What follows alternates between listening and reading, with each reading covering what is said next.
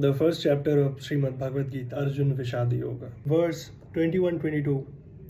Arjuna says, Arjuna Vacha, Senayor Ubhayor Madhye Ratham Sthapaya Me Achyuta Yavadeta Nirikshayaham Yudhukaman Avasthitan Khairmaya Sah Yodhavyam Asmin Rana Samudyame. Arjuna says, O Achyuta is the name of Krishna. Achyuta means one who does not deviate from his divine glory. So he says, O Achyuta, please place my chariot between the two armies and hold it there, till I have carefully observed the war-minded warriors with whom I must wage this war. Arjuna means to say that they sent a proposal of conciliation. He kind of reminds himself of it, but the Kauravas did not accept it, as they had a keen desire to wage war. So he wants to observe the warriors and their bravery, which makes them so confident to wage war. 24-25.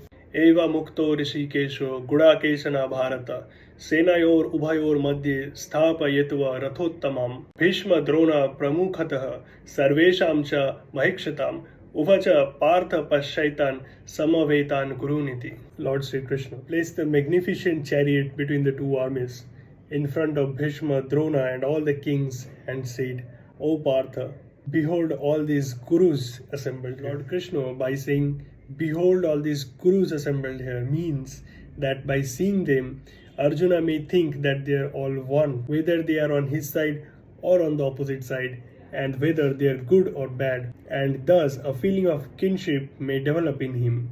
This feeling of kinship may lead to attachment and make him inquisitive.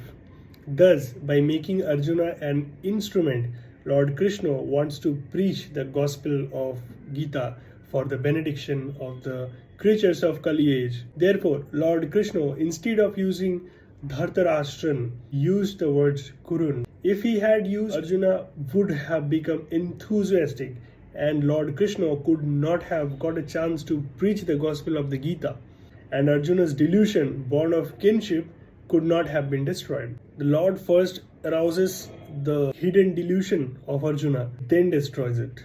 Here, Lord Krishna, by using the phrase Kurun Pashya, first arouses delusion in order to destroy it by advice later. Finally, in the last verse of Srimad Bhagavad Gita Chapter 1, Sanjay said, Evam uktu Arjuna sankhe ratopastha upavisad istrijye sasharam chapam soka samvigna manasaha.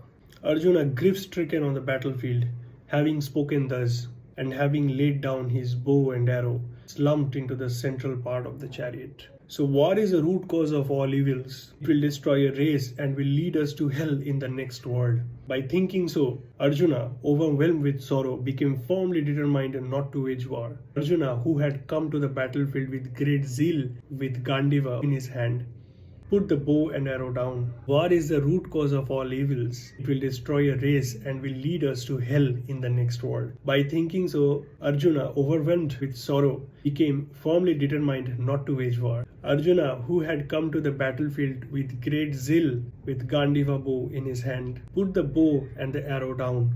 Overwhelmed with sorrow, sat on the seat of the chariot. Main reason of Arjuna's grief is that when Lord Krishna placed the chariot between the two armies and asked Arjuna to behold the Kauravas, he saw Bhishma and Drona standing in front of him. So his attachment was aroused. Thus he thought about the destruction of his race, which Duryodhana etc. did not perceive, being goaded by greed, and the sin accruing from it.